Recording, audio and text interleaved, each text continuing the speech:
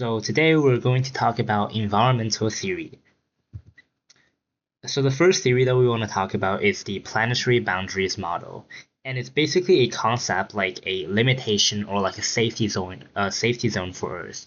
Scientists have identified these key boundaries that keep our planet stable, such as like the climate, ocean, forest, and biodiversity. And they figure out how much damage this system can handle before things actually start to go wrong once you reach past that limit point. And there are 9 boundaries as listed here. You can see some of them are like climate change, biodiversity loss, nitrogen cycle, phosphorus cycle, land use change, freshwater use, and a bunch of other criteria for scientists to measure.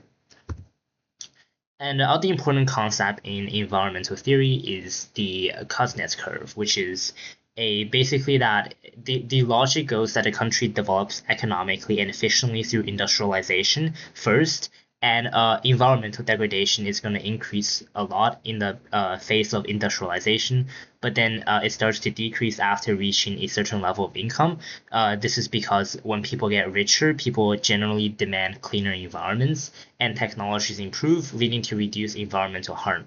And this is why the curve you see here is like a U-shaped curve, because first, this is industrialization and it just starts to rise, but then it hits the peak, and then living standard gets better, and then things actually improve over time.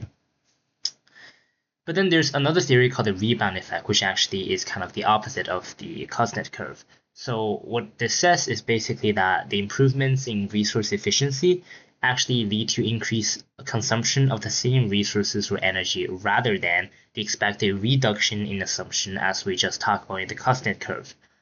So like an example of this is that if energy efficient light bulbs lead to lower electricity bills for households, people would just use more electricity for additional lighting or appliances.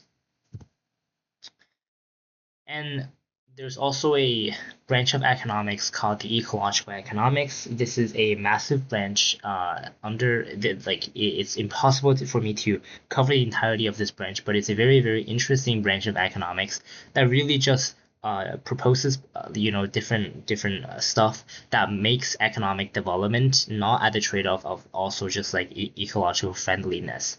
And it's sort of just like people have always thought that there's a trade-off. If you want to develop the economy, you have to sacrifice so much of the environment, but this branch of economics is trying to sort of reconcile the two conflicts.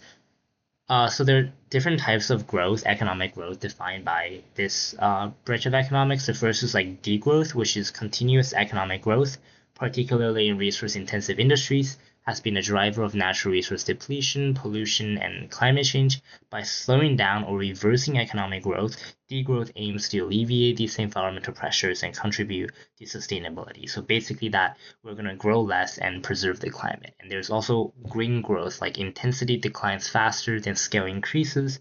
So green growth sees the importance of growth while degrowth actually doesn't. And there's a bunch of other growths that's kind of like niche that you probably won't hear, but like there's brown growth, black growth, and black degrowth, which is the probably like most unlikely one, how you scale down your like manufacturing, but the also of intensity also increases in regards to climate change. So like very, very unlikely, right? But just like a jargon here. It's also important to note that ecological economics is very, very different from a lot of the standard neoclassical assumptions made by economists. So the first is that in general, historically, economists have made the assumption of value monism and rational actor model. So basically that we presume profit as the only legitimate value, and the rational actor model is a concept used to describe our decision making in which we are assumed to make decisions that maximize our expected utility.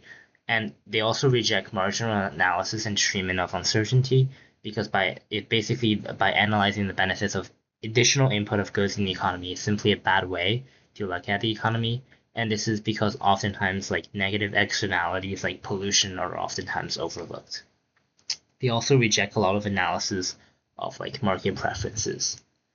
So yeah, if you have a question, you can leave them in the comments. And this is it for today, and we'll be updating in the next following months. Thank you very much.